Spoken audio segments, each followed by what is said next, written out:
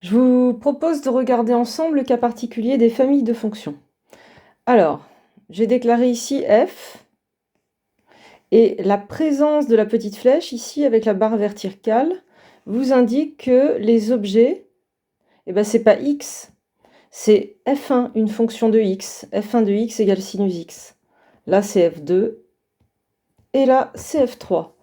Donc, dans votre famille, ce que vous devez remarquer, c'est que vous avez affaire à trois fonctions. Votre espace usuel, l'espace vectoriel usuel, ici, c'est les fonctions définies sur R et à valeur dans R. Parce que là, il n'y a pas de problème de définition. Donc, on prend les domaines de définition usuelle des fonctions et la valeur d'arrivée comme ça, que l'on écrit plus simplement f de R. Alors, je vois aucune relation de combinaison linéaire entre ces fonctions, mais c'est pas parce que je ne le vois pas que ça prouve quelque chose. Donc, je soupçonne que la famille f est libre, mais je veux le montrer. Et puis en fait, de toute façon, c'est donné dans l'énoncé, montrer que f est libre. Alors, vous devez comprendre que x ne peut pas être un élément des combinaisons linéaires, c'est la variable de f, c'est à part comme variable. Donc comme d'habitude, pour montrer que f est libre, quand on soupçonne rien ou qu'on voit rien, etc., on pose une équation.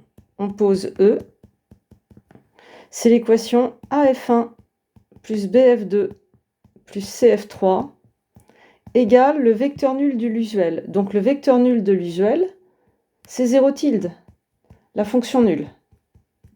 C'est-à-dire la fonction qui vaut 0 pour tous les x. Premier élément de confusion, dans les copies, je ne sais pas pourquoi, l'idée du vecteur nul, ça vous évoque souvent x égale à 0. Bon, ça, c'est totalement hors sujet. X est variable de la fonction, donc écrire le 0 ici, c'est vraiment la fonction nulle. Le 0 tilde de x égale 0 pour tout x. Donc, oubliez l'idée de x égale à 0 là-dedans en tant que vecteur nul. C'est hors sujet. Mes inconnus, ce sont ABC, qui sont réels. E, elle est équivalente à, je vais écrire les expansions de fonctions f1, f2, f3, A sinus x, plus B cos x, plus C exponentielle x égale 0. Et donc là, on vient de faire intervenir cette fameuse variable x.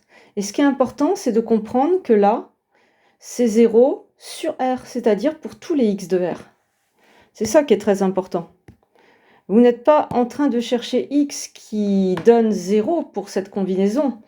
Vous cherchez ABC, c'est ça vos inconnus, tel que ça fait 0 sur R. Autrement dit, pour tout x de R. C'est beaucoup plus fort. Je vous ai dit, à 95% du temps, on aura affaire à des systèmes linéaires. Sauf que là, il n'y a pas de système, du moins en apparence. C'est à nous d'aller en faire apparaître un. Et finalement, vous devez comprendre que puisque ça égale à 0 sur R, avec n'importe quel choix de valeur de x, votre choix, vous produisez une équation en ABC.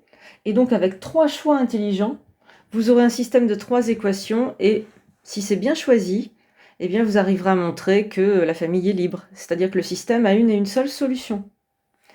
Donc, par exemple,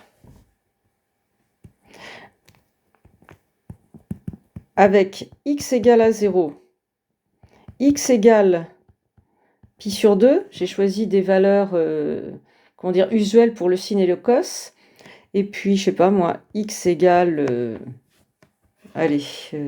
moins pi sur 2, et moins pi sur 2, on trouve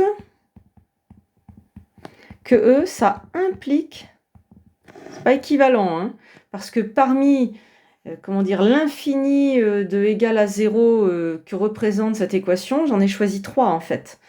Et bien là, avec x égale à 0, j'ai a fois sin 0, c'est-à-dire 0, plus b cos 0, donc b, plus c exponentielle de 0, donc plus c, égale 0.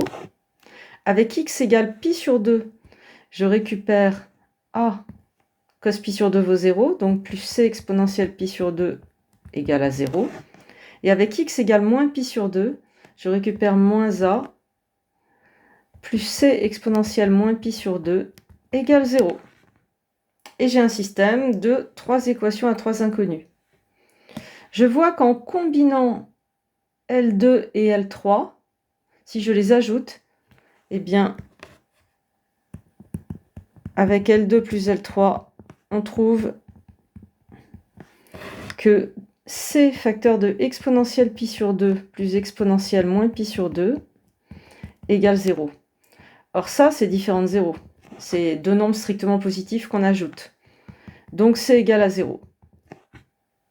Une fois que je sais que C égale à 0, eh bien j'en déduis A égale à 0 et B égale à 0. Ainsi, B égale 0 égale A. Et donc, on vient de montrer que E implique A égale B égale C égale à 0. C'est la seule solution possible, car réciproquement, évidemment, ça c'est une solution évidente. Donc en vérité, quand on résout E, c'est le implique qui nous importe.